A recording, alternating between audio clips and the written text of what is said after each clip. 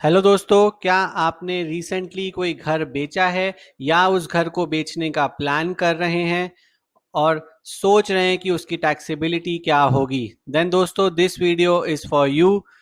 मैं तरुण छाबड़ा आपका बहुत बहुत स्वागत करता हूं टैक्स पाठशाला में। By taxation insight, it's all about taxation.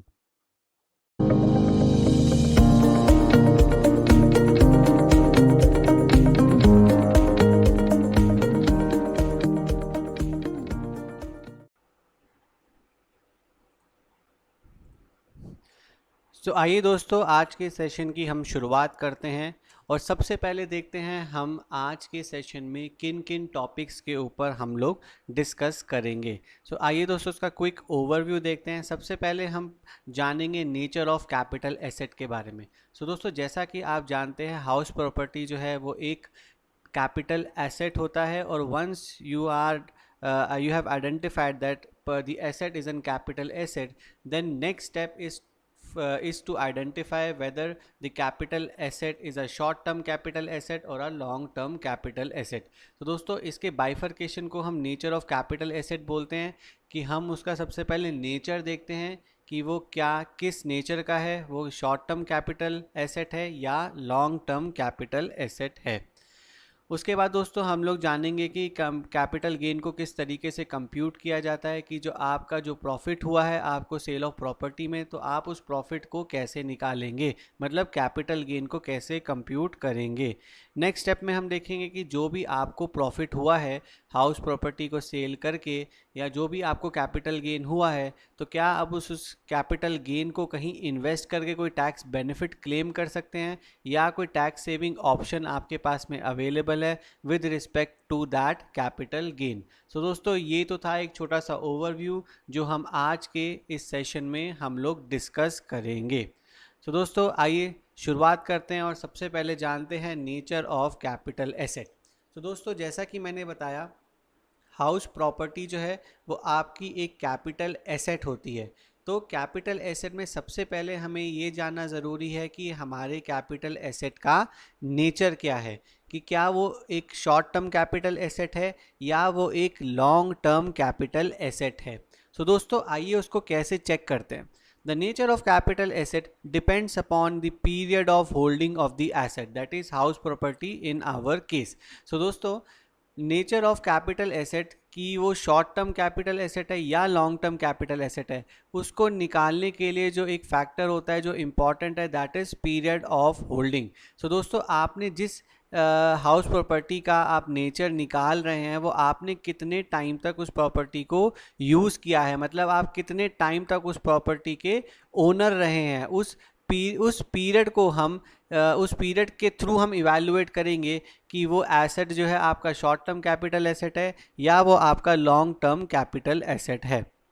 दोस्तों, अब जो पीरियड है वो कितना होना चाहिए। दोस्तों, हाउस प्रॉपर्टी के केस में अगर आपने हाउस प्रॉपर्टी को नॉट मोर देन 24 मंथ्स, मतलब अप टू 2 ईयर्स तक अगर आपने उसको होल्ड करके रखा है, मतलब आप 2 साल तक आपने उस प्रॉपर्टी को यूज़ किया और आप उसके ओनर बने रहे, तो वो कैपिटल एसेट जो है आपके लिए शॉर्ट टर्म कैपिटल एसेट माना जाएगा। तो जब आपने प्रॉपर्टी को एक्वायर करा, ठीक है, उस दिन से लेकर जब आप प्रॉपर्टी को बेच रहे हैं, उस ड्यूरेशन वो जो ड्यूरेशन है, अगर वो 24 महीने तक है, तो आपका जो वो कैपिटल एसेट जो है वो शॉर्ट टर्म कैपिटल एसेट माना जाएगा। अगर 2 साल से ज़्यादा आपने उस कैपिटल एसेट को यूज़ किया है तो उसे लॉन्ग टर्म कैपिटल एसेट कहा जाएगा।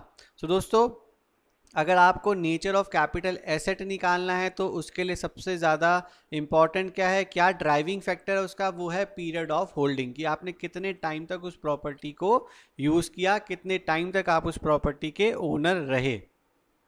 और जो पीरियड ऑफ होल्डिंग देखा जाता है वो डेट ऑफ एक्विजिशन से लेकर डेट ऑफ ट्रांसफ़र, मतलब डेट ऑफ सेल तक का जो पीरियड है उसे कंसीडर करा जाता है।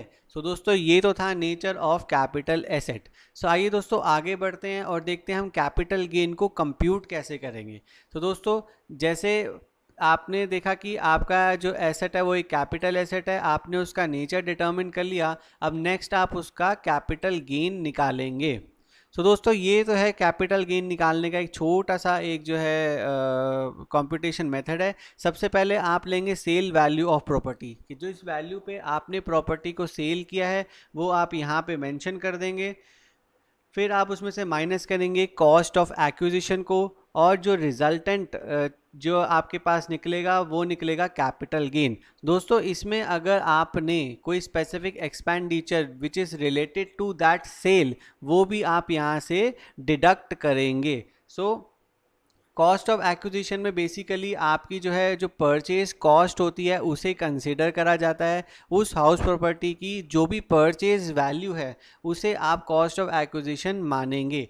अब सपोज दोस्तों ऐसी प्रॉपर्टी को आप सेल कर रहे हैं जो आपने सेल्फ जनरेट करी है, मतलब आपने सपोज एक एग्जांपल लेते हैं, सपोज आपने एक प्लॉट खरीदा, उस प्लॉट पे आपने खुद एक घर कंस्ट्रक्ट करा और आज आप उस घर को बेच रहे हैं। सो ऐसे केस में दोस्तों कॉस्ट ऑफ एक्विजिशन क्या माना जाएगा? कॉस्ट ऑफ एक्विजिशन जो है वो आपकी कॉस्ट ऑफ लैंड ली जाएगी प्लस कंस्ट्रक्शन कॉस्ट।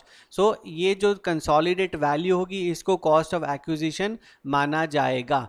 तो दोस्तों जब इसको आप सब्ट्रैक्ट कर देंगे अपने सेल वैल्यू से, प्लस कोई अगर आपने स्पेसिफिक एक्सपेंडिचर करा है which is related to that sale only, जैसे फॉर एग्जांपल कोई ब्रोकरेज अगर आपने पे करा है, किसी ब्रोकर को पैसा दिया है for the purpose of sale of house property, तो उसे भी आप डिडक्ट करेंगे यहाँ पे, और जो भी रिजल्टेंट निकलेगा वो आपका कैपिटल गेन होगा। तो दोस्तों यहाँ पे कॉस्ट ऑफ एक्विजिशन जो है, अगर आपकी हाउस प्रॉपर्टी जो है वो शॉर्ट टर्म कैपिटल एसेट है तो आप यहाँ पे कॉस्ट ऑफ एक्विजिशन लेंगे, जो भी परचेज वैल्यू होगी, जो भी कंस्ट्रक्शन वैल्यू होगी उसको आप सब्ट्रैक्ट करके कैपिटल गेन निकालेंगे। लेकिन दोस्तों अगर आपका जो कैपिटल एसेट है, जो हाउस प्रॉपर्टी है, अगर वो लॉन्ग टर्म कैपिटल एसेट है, मतलब आपने उसको 24 महीने से ज़्यादा यूज़ किया है, तो यहाँ पे जो कॉस्ट ऑफ एक्विजिशन है उसकी जगह पे आप लिखेंगे इंडेक्स्ड कॉस्ट ऑफ एक्विजिशन, मतलब उसको इंडेक्सेशन का बेनिफिट भी मिलेगा। तो दोस्तों ये इंडेक्सेशन होता क्या है बेसिकली, उसका मैंने फॉर्मूला नीचे मेंशन किया है कि इंडेक्स्ड कॉस्ट ऑफ एक्विजिशन को निकालने का तरीका क्या है। सबसे पहले आप कॉस्ट ऑफ एक्विजिशन लेंगे, उसमें से कॉस्ट ऑफ एक्विजिशन को जब आप इनटू करेंगे कॉस्ट इन्फ्लेशन इंडेक्स, CII को हम बोलते हैं कॉस्ट इन्फ्लेशन इंडेक्स। किस साल का कॉस्ट इन्फ्लेशन इंडेक्स लेंगे वो उस साल का लेंगे जिस साल में आपने एसेट को ट्रांसफ़र किया है, और उसको डिवाइड कर देंगे कॉस्ट इन्फ्लेशन इंडेक्स उस साल का जिस साल में आपने प्रॉपर्टी को एक्वायर किया है। अगर आपने दोस्तों 1 अप्रैल 2001 से पहले अगर प्रॉपर्टी को आपने एक्वायर किया है तो आपके पास ऑप्शन है कि आप परचेज वैल्यू भी ले सकते हैं, नहीं उस केस में आपको 2001 का जो है CII लेना पड़ेगा। सो दोस्तों कॉस्ट ऑफ एक्विजिशन को आप इनटू करोगे कॉस्ट इन्फ्लेशन इंडेक्स से जिस साल में आपने एसेट ट्रांसफ़र किया है, और उसको डिवाइड करोगे कॉस्ट इन्फ्लेशन इंडेक्स उस साल से जिस साल में आपने प्रॉपर्टी को एक्वायर किया, या 1/4/2001 का, विच एवर इज़ लेटर। सो अगर आपकी प्रॉपर्टी 1/4/2000 पहले से अगर आपने एक्वायर किया तो उस केस में आप कॉस्ट इन्फ्लेशन इंडेक्स जो है वो 1/4/2001 मतलब 2001-2002 ईयर का जो भी कॉस्ट इन्फ्लेशन इंडेक्स होगा उसको आप जो है कंसीडर करेंगे। सो दोस्तों ये तो था कॉस्ट इन्फ्लेशन इंडेक्स का एक छोटा सा टेबल। यहाँ पे मैंने मेंशन किया है कि किस साल का क्या कॉस्ट इन्फ्लेशन इंडेक्स की वैल्यू है। तो दोस्तों अगर मैं 2001-2002 की बात करूँ तो वहाँ पे कॉस्ट इन्फ्लेशन इंडेक्स की वैल्यू 100 है, और अगर मैं फाइनेंशियल ईयर 1920 की बात करूँ तो यहाँ पे कॉस्ट इन्फ्लेशन इंडेक्स की वैल्यू जो है वो 289 है। मतलब हमारे इस वैल्यू में सपोज अगर प्रॉपर्टी आपने 1920 में बेची और आपने उसको एक्वायर जो है अगर 2001-2002 में किया था, तो जो भी आपकी कॉस्ट ऑफ एक्विजिशन वैल्यू है उसको 289 से इनटू करेंगे और डिवाइड करेंगे 100 से। सो इन दिस वे जो भी वैल्यू निकल कर आएगी आपकी, वो आपकी जो है कॉस्ट ऑफ एक्विजिशन मतलब इंडेक्स्ड कॉस्ट ऑफ एक्विजिशन मानी जाएगी, और जब आप उसको अपनी सेल वैल्यू से सब्ट्रैक्ट कर देंगे तो रिजल्टेंट आपका कैपिटल गेन आएगा।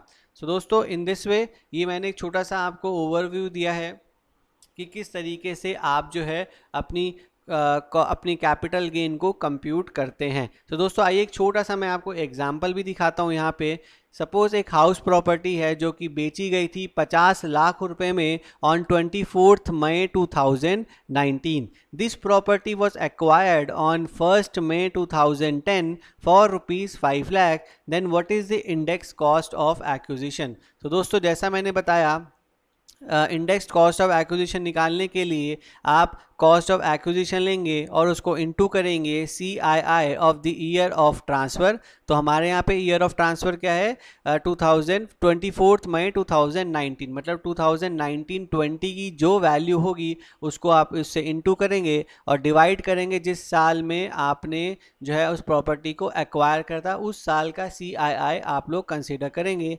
हमारे एग्जाम्पल में 1 मई 2010 है, तो 2010-2011 की जो भी वैल्यू होगी उसको हम उससे डिवाइड करेंगे. तो यहाँ पे 289 और 167 है, जैसा कि आप देख सकते हैं.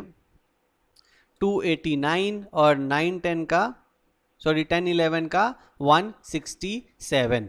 सो दोस्तों इन दिस वे आप जो है अपनी इंडेक्स कॉस्ट ऑफ एक्विजिशन को कैलकुलेट कर सकते हैं. जब आप इंडेक्स कॉस्ट ऑफ एक्विजिशन को निकाल लेंगे तो आप उसको सब्ट्रैक्ट करेंगे अपनी सेल वैल्यू से, और अगर कोई एक्सपेंडिचर भी आपने इनकर करा है तो उसे भी सब्ट्रैक्ट करेंगे. लेकिन उस एक्सपेंडिचर की एक कंडीशन है, वो होली एंड एक्सक्लूसिवली जो है आपके कैपिटल गेन की ट्रांजैक्शन से रिलेटेड होना चाहिए.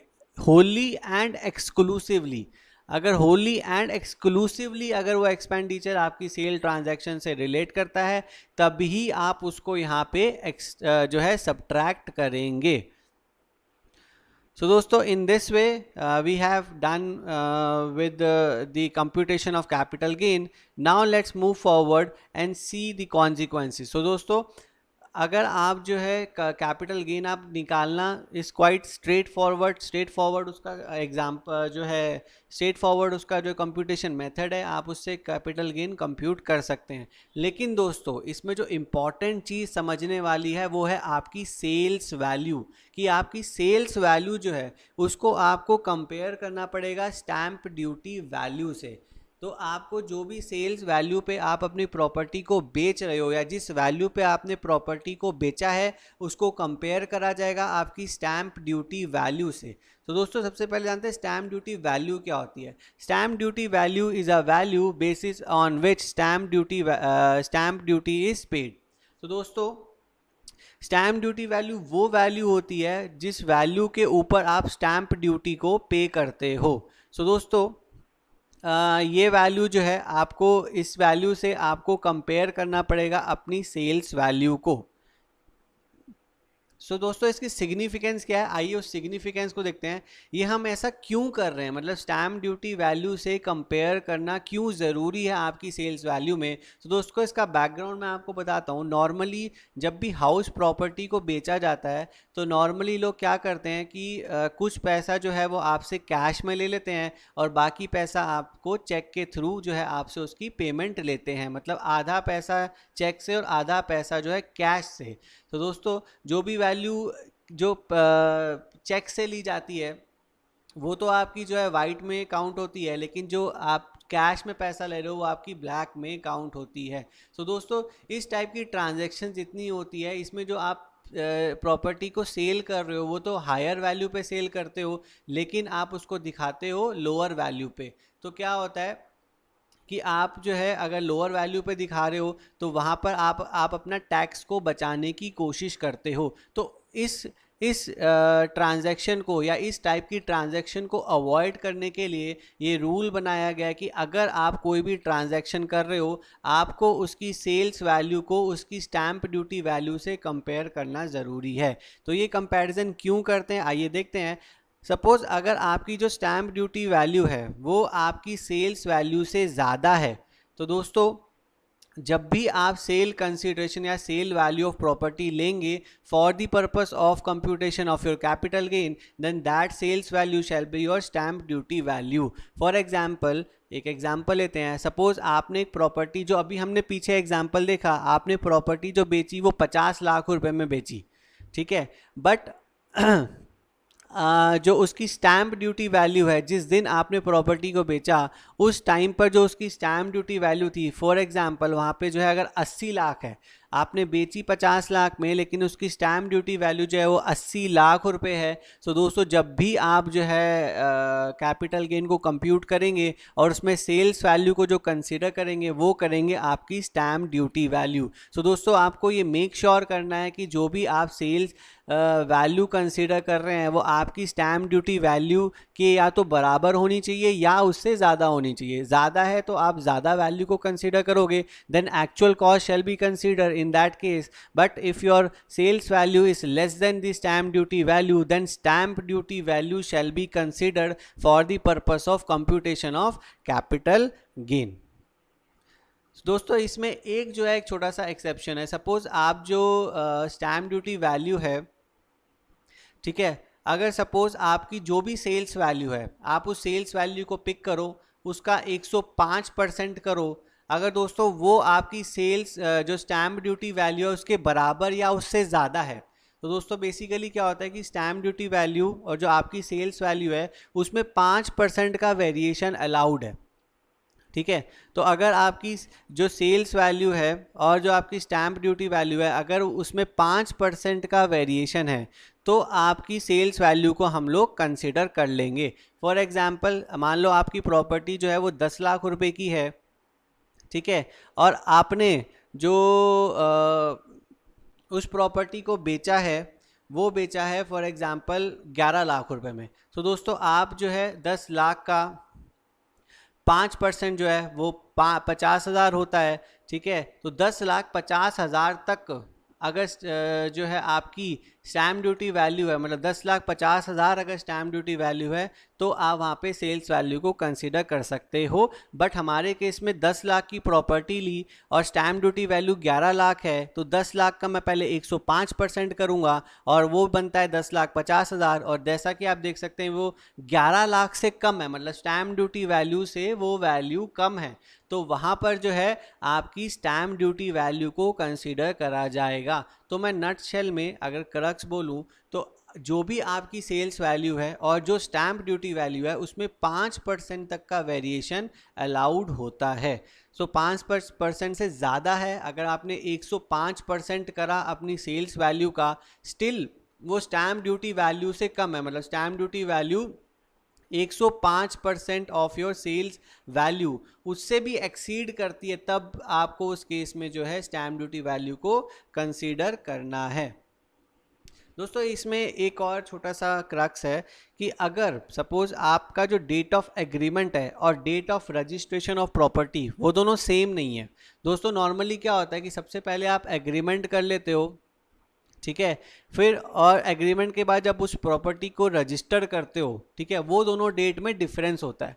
तो अगर ऐसा आपका केस है कि डेट ऑफ एग्रीमेंट जो है वो आपकी अलग है और डेट ऑफ रजिस्ट्रेशन जब आपने एक्चुअली उस प्रॉपर्टी को रजिस्टर करा वो दोनों अगर सेम नहीं हैं, then stamp duty value as on the agreement date can be taken provided full or part of the sale value paid by account pay check or account pay draft and consideration is paid on or before date of agreement। so दोस्तों ये दोनों date में basically फ़र्क क्या है कि जो date of agreement है और डेट ऑफ रजिस्ट्रेशन है वहाँ पे सपोज जब आपने एग्रीमेंट करा तो वहाँ पे स्टैम्प ड्यूटी वैल्यू डिफरेंट थी, बट जब आपने डेट ऑफ रजिस्ट्रेशन करा वहाँ पे स्टैम्प ड्यूटी वैल्यू जो है वो डिफरेंट थी। मतलब दोनों डेट में डिफरेंट स्टैम्प ड्यूटी वैल्यू जो है एक सेम प्रॉपर्टी की दोनों डेट्स में स्टैम्प ड्यूटी वैल्यू अलग अलग है। तो आपको कौन सी date of stamp duty value को कंसीडर करना है। सो नॉर्मली दोस्तों स्टैम्प ड्यूटी वैल्यू जो है ओवर द टाइम जो है वो बढ़ती रहती है, तो डेट ऑफ एग्रीमेंट की डेट पहले है और डेट ऑफ रजिस्ट्रेशन की बाद में है। और जो स्टैम्प ड्यूटी वैल्यू है वो सपोज डेट ऑफ रजिस्ट्रेशन के टाइम पे बढ़ जाती है, तो आप डेट ऑफ एग्रीमेंट की स्टैम्प ड्यूटी वैल्यू को कंसीडर कर सकते हो, प्रोवाइडेड जो है आपको पेमेंट है या तो पूरी या पार्शली, मतलब पार्ट पेमेंट या फुल पेमेंट जो है वो आपको अकाउंट पे चेक या अकाउंट पे ड्राफ्ट्स के थ्रू मिली हो, प्लस वो आपकी जो पेमेंट है वो ऑन और before the date of agreement, मतलब या तो डेट ऑफ एग्रीमेंट के दिन या उससे पहले आपको मिल चुकी हो, तब आप जो है stamp duty value on the date of agreement date you can consider. तो दोस्तों ये तो था एक छोटा सा ओवरव्यू कि अगर आपका जो सेल वैल्यू है और वो है अगर आपकी स्टैम्प ड्यूटी वैल्यू से अगर कम है तो क्या क्या कॉन्सिक्वेंसेस हो सकते हैं। तो दोस्तों आइए आगे बढ़ते हैं और अपने इस सेशन के लास्ट टॉपिक को डिस्कस करते हैं, वो है टैक्स बेनिफिट। तो दोस्तों जो भी आपने कैपिटल गेन यहाँ पे इवैल्यूएट करा, तो जो जैसे आपने फाइनली आपने कैपिटल गेन को कंप्यूट कर लिया, तो जो भी कैपिटल गेन आपने कंप्यूट करा आप उस पर जो है टैक्स पे करते हो। तो लेकिन दोस्तों क्या जो कैपिटल गेन आपने रेजिडेंशियल हाउस प्रॉपर्टी को बेचा तो उसमें आपको क्या क्या बेनिफिट मिल सकता है, क्या कोई टैक्स बेनिफिट भी आपके पास अवेलेबल है, आइए वो देखते हैं कि क्या क्या ऑप्शंस आपके पास अवेलेबल होते हैं। तो दोस्तों सबसे पहले ऑप्शन नंबर 1। तो दोस्तों आपने जो कैपिटल गेन जो आपने कंप्यूट करा या जो आपका कैपिटल गेन आपने निकाला है, if it is used to buy 1 और 2 हाउसेस। 2 हाउसेस कहाँ पर, जहाँ पर जो हाउस पर जो कैपिटल गेन है वो आपका अप टू 2 करोड़ रुपीज़ है। तो दोस्तों अगर तो आपका capital gain up to 2 crore है तो वहाँ पर आप 2 घर खरीद सकते हो। मतलब जो भी घर में आप इन्वेस्टमेंट कर रहे हो उस इन्वेस्टमेंट के बाद आपके पास अगर 2 घर हैं, 2 हाउस प्रॉपर्टीज़ होती हैं, तो वहाँ पर जो है आप जो भी पैसा आप उस नए घर को खरीदने में लगाओगे वो पैसा आपका टोटली एग्जेम्प्ट हो जाएगा, उसके ऊपर आपको टैक्स पे करने की ज़रूरत नहीं है। फॉर एग्जांपल मान लीजिए आपका जो कैपिटल गेन आपने कंप्यूट करा बिफोर दैट ट्रांजैक्शन, जो ट्रांजैक्शन में जो भी आपने कैपिटल गेन कंप्यूट करा, सपोज वो 1 करोड़ रुपीज़ है और आपने एक नया घर खरीदा, ठीक है, और वो नया घर जो है आपने सपोज 1.5 करोड़ का खरीदा, तो जो आपका जो 1 करोड़ जो आपने इन्वेस्ट करा for the purpose of purchase of that house property, तो आपको पूरा का पूरा 1 करोड़ जो है वो एग्जेम्प्ट हो जाएगा, आपको उसके ऊपर टैक्स पे करने की ज़रूरत नहीं है। तो दोस्तों ये जो अगर आपका जो कैपिटल गेन है वो अप टू 2 करोड़ रुपीज़ है, तो जो आप नया घर खरीद रहे हैं वहाँ पे उस घर को खरीदने के बाद अगर आपके पास अप टू 2 घर है, मतलब 2 घर का डिडक्शन आपको मिलेगा। लेकिन सपोज आपको कैपिटल गेन सपोज 5 करोड़ हो रहा है, आपने एक और नया घर खरीद दिया और उस घर को खरीदने के बाद आपके पास total number of houses suppose 2 हो जाते हैं, मतलब 1 से ज़्यादा हो जाते हैं, तो आपको यहाँ पे बेनिफिट नहीं मिलेगा। मतलब ये उन लोगों को बेनिफिट दे रहे हैं जो अपना एक घर बेचकर दूसरे घर को परचेज करते हैं। मतलब आप अपना एक रेजिडेंशियल हाउस प्रॉपर्टी को बेचा जिसमें आप रह रहे थे और आप अपने एक दूसरा घर परचेज कराए, ना कि ये वो वाले लोगों को कवर कर रहे हैं जो घर को खरीद रहे हैं as a purpose of investment. मतलब एक घर वो उनके पास ऑलरेडी है, वो दूसरा घर परचेज कर रहे हैं, और अगर उनकी जो कैपिटल गेन है वो अप टू 2 करोड़ है, मतलब 2 करोड़, मतलब छोटे निवेशकों को यहाँ पे बेनिफिट दे रहे हैं कि जो जिनकी फैमिली नॉर्मली बड़ी होती है वो एक घर में नहीं रह सकते और वो एक एडिशनल यूनिट परचेज करते हैं, तो उनको अलाउ कर रहे हैं वो दूसरा प्रॉपर्टी खरीद सकते हैं। बट आपका जो कैपिटल गेन है वो अप टू 2 करोड़ होना चाहिए। मतलब आप eight the same moment you can have 2 houses if your capital gain is up to 2 crores। लेकिन अगर आपका कैपिटल गेन 2 करोड़ से ज़्यादा है तो आपको 2 घर रखने को अलाउ नहीं है। आपको बेनिफिट तभी मिलेगा जब नया घर खरीदने के पास आपके पास सिर्फ जो है टोटल नंबर ऑफ हाउसेज जो है वो सिर्फ 1 होना चाहिए, एक से ज़्यादा हाउस प्रॉपर्टी नहीं होनी चाहिए। आगे बढ़ते हैं, हाउस प्रॉपर्टी इन इंडिया। सबसे इंपॉर्टेंट है जो भी आप नया घर खरीद रहे हैं वो आपको इंडिया में ही खरीदना है, मतलब अब्रॉड में आप कोई नया घर नहीं खरीद सकते। अगर आप खरीदते हैं तो आपको टैक्स बेनिफिट नहीं मिलेगा। और आपको कब खरीदना है, बिफोर 1 ईयर ऑफ ट्रांसफर, मतलब आप जो नया घर जो है 1 साल ट्रांजैक्शन डेट से 1 साल पहले भी खरीद सकते हैं, या ट्रांजैक्शन डेट के बाद अप टू 2 ईयर्स, मतलब 2 साल तक आपको जो है वो घर खरीदना है। तो अगर आप 2 साल के अंदर अंदर जो है घर खरीद लेते हैं तो आपको टैक्स बेनिफिट मिल जाएगा। दोस्तों अगर आपने, ये तो था अगर आपने घर परचेज करा, लेकिन सपोज ज़रूरी नहीं कि आपको परचेज ही करना है, आप नया घर जो है वो कंस्ट्रक्ट भी कर सकते हो, provided that construction completed with in 3 years. मतलब अगर आपने जो कैपिटल गेन आपने अर्न करा है उस पैसे को आप एक घर को कंस्ट्रक्ट करने में यूज़ कर रहे हो, या सपोज आपका जो घर है वो 1 फ्लोर का है, आपको कोई हाउस प्रॉपर्टी आपने बेची और उससे आपको बेनिफिट हुआ और उससे आप जो है अपना सेकंड फ्लोर बना रहे हो, तो वो जो सेकंड फ्लोर जो आपको बनाना है वो विद इन 3 इयर्स आपको कंप्लीट करना है from the date of transaction, मतलब 3 साल के अंदर अंदर आपको वो कंस्ट्रक्शन कंप्लीट करना है in order to avail the tax benefit. अगर आपने 3 साल के अंदर अंदर घर नहीं कंस्ट्रक्ट करा तो जो टैक्स बेनिफिट आपने पहले क्लेम किया था वो आपका सब्सिक्वेंटली जो है जब 3 साल ख़त्म हो जाएंगे उस साल में आपका जो है उस साल से जो इमिडिएटली नेक्स्ट साल होगा, जिस भी साल में 3 साल ख़त्म होंगे उस साल की इनकम में आपका टैक्स जो बेनिफिट आपने क्लेम किया था वो ऐड बैक हो जाएगा। तो आपको मेक श्योर करना है कि जो आप परचेज कर रहे हैं वो 2 साल के अंदर अंदर कंप्लीट करें और कंस्ट्रक्शन जो है within 3 years of your date of transaction जो है आप उसको कंप्लीट कर दें। दोस्तों ये ऑप्शन सिर्फ इंडिविजुअल और एचयूएफ को ही अवेलेबल होता है। आप जो एसेट ट्रांसफ़र कर रहे हो वो should be long term capital asset, मतलब दोस्तों आपको ये जो बेनिफिट मिलेगा वो तभी मिलेगा जब आपका नेचर ऑफ कैपिटल एसेट है वो लॉन्ग टर्म कैपिटल एसेट है।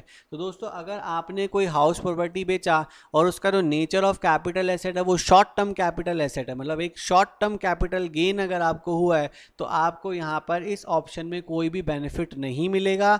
आपको बेनिफिट अगर इस ऑप्शन में क्लेम करना है तो आपका कैपिटल एसेट जो है वो लॉन्ग टर्म कैपिटल एसेट होना चाहिए। और लास्ट कंडीशन क्या है कि जो भी आप नया कैपिटल एसेट परचेज या कंस्ट्रक्ट कर रहे हो आप उसको मिनिमम 3 इयर्स तक आपको यूज़ करना है। आप उसको अप टू 3 साल तक उसको बेच नहीं सकते। अगर आप उसको बेच देते हैं विद इन 3 इयर्स तो जिस भी साल में आप उसको बेचोगे तो जो भी आपने जो टैक्स जो बेनिफिट क्लेम करा था वो आपकी कॉस्ट ऑफ एक्विजिशन से माइनस हो जाएगा, मतलब जो भी आपकी कॉस्ट ऑफ एक्विजिशन होगी फॉर दैट हाउस उसकी कॉस्ट में से वो टैक्स जो आपने बेनिफिट क्लेम करा है वो सब्ट्रैक्ट हो जाएगा और जो भी बैलेंस बचेगा वो आप उसको उस कॉस्ट को आप यूज़ करोगे for the purpose of computation of your capital gain.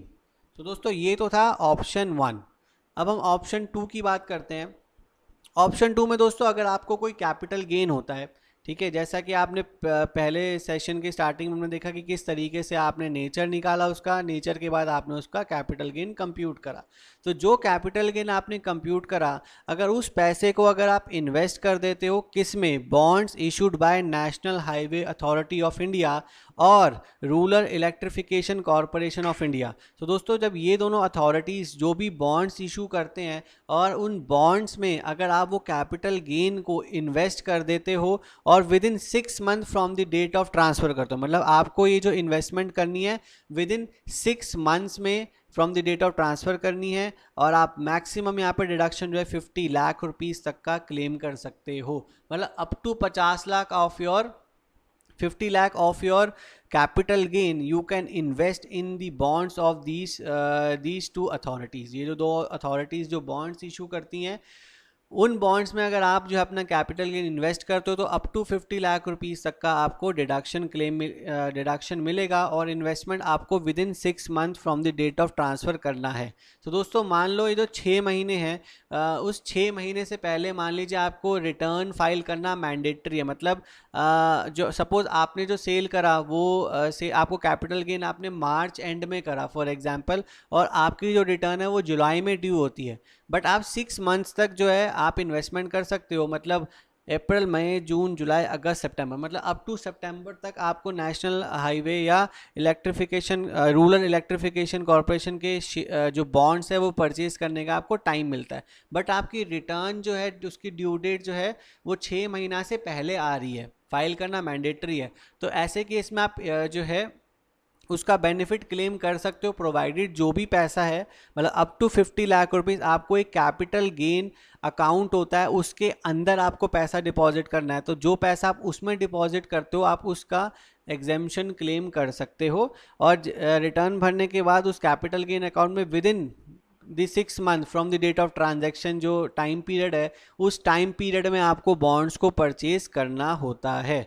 और दोस्तों इस बॉन्ड की जो है एक कंडीशन क्या है कि वो बॉन्ड जो है रिडीमेबल होना चाहिए आफ्टर 5 इयर्स, मतलब जो भी बॉन्ड आप परचेज कर रहे हो national highway authority of India और rural electrification corporation of India के जो भी बॉन्ड्स आप परचेज कर रहे हो उसका मिनिमम लॉकिंग पीरियड 5 इयर्स होना चाहिए, मतलब 5 साल के बाद जो है वो रिडीम होने चाहिए, तभी आपको इस ऑप्शन में उसका बेनिफिट मिलेगा।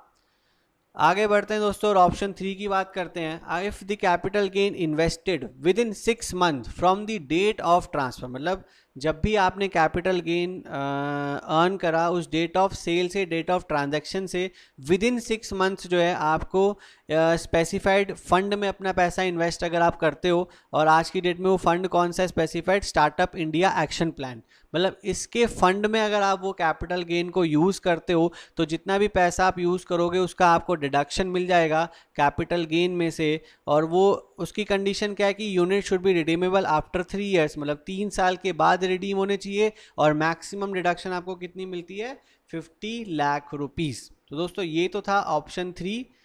आइए आगे बढ़ते हैं और ऑप्शन 4 लास्ट ऑप्शन की तरफ बात करते हैं।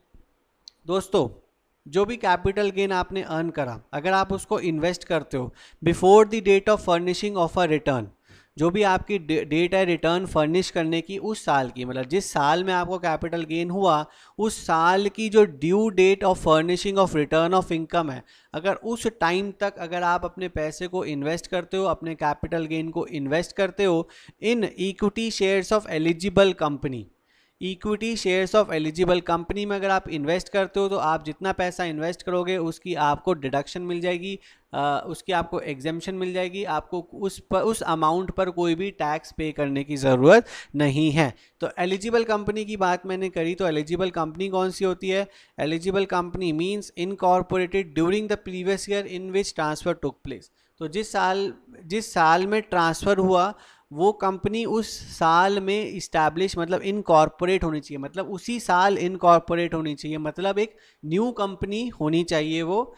It should be engage in manufacturing, वो जो है उस कंपनी का जो लाइन ऑफ बिजनेस है वो मैन्युफैक्चरिंग ऑफ आर्टिकल और थिंग होना चाहिए। एसएससी जो पैसा इन्वेस्ट कर रहा है, मतलब कि जिसका आप कैपिटल गेन कंप्यूट कर रहे हो, उस एसएससी का जो है उस कंपनी में more than 50% of share capital या वोटिंग राइट होना चाहिए। मतलब आप जो है जो कैपिटल गेन आप अर्न कर रहे हो और उस पैसे से आप एक बिजनेस स्टार्ट कर रहे हो, ठीक है, या ऑलरेडी एग्जिस्टेंट बिजनेस में आपने किसी के बिजनेस में आपने इन्वेस्ट करा और वो उसी साल इनकॉर्पोरेट हुआ है और उसके बिजनेस में आपने इन्वेस्ट करा और उसके बिजनेस की जो शेयर होल्डिंग या वोटिंग राइट है वो आपके पास में 50% से ज़्यादा होनी चाहिए, और company that company should qualifies for eligible startup, मतलब वो कंपनी को एक एलिजिबल स्टार्टअप के लिए क्वालिफाई होना ज़रूरी है। उस केस में जो है आपका लॉकिंग पीरियड जो है वो 5 साल होना चाहिए, मतलब जो लॉकिंग पीरियड है आपका उस केस में वो मिनिमम 5 ईयर्स का होना चाहिए। तो 5 साल का लॉकिंग पीरियड तक, मतलब 5 साल तक आपको जो भी आपने पैसा इन्वेस्ट कराया 5 साल तक उस पैसे को जो है विड्रॉ नहीं कर सकते, तो मिनिमम 5 ईयर्स तक का आपको उसमें इन्वेस्टमेंट करना मैंडेटरी होता है। सो दोस्तों in this way I have done with the today's video, और आज के वीडियो में हमने डिस्कस करा कि आप जो है क्या क्या टैक्स बेनिफिट क्लेम्स कर सकते हो, ठीक है। अगर आप कोई कैपिटल गेन अगर आपने अर्न करा तो उसमें आप क्या क्या टैक्स बेनिफिट क्लेम कर सकते हो। हमने देखा कि किस तरीके से आप कैपिटल गेन का नेचर निकालते हैं, उसको किस तरीके से कंप्यूट करते हैं, और क्या क्या आप उस कैपिटल गेन जो आप निकालते हो उसमें आपके पास क्या क्या डिफरेंट ऑप्शंस अवेलेबल हैं जिसमें आप इन्वेस्ट करके जो है कैपिटल गेन जो आपको हुआ है उसमें टैक्स की छूट क्लेम कर सकते हैं। So दोस्तों I hope after watching this video most of your question related to the transfer of house property will get answered, लेकिन दोस्तों still अगर आपको कोई query है then we are happy to help you out। आप हमें अपनी query जो है email कर सकते हैं, आप हमें WhatsApp कर सकते हैं, या आप हमारी वेबसाइट पे विजिट करके वहाँ पर भी अपनी query को पोस्ट कर सकते हैं। So दोस्तों आपको ये वीडियो कैसा लगा हमें ज़रूर बताइए कमेंट सेक्शन में मेंशन करके, हमें बहुत ही खुशी होगी। और आपके अगर क्वेरी है तो कमेंट सेक्शन में मेंशन भी कर सकते हैं, हम वहाँ पे भी आपकी क्वेरी को ज़रूर आंसर करेंगे। सो दोस्तों in this way we have done with the today's session. Thank you for watching.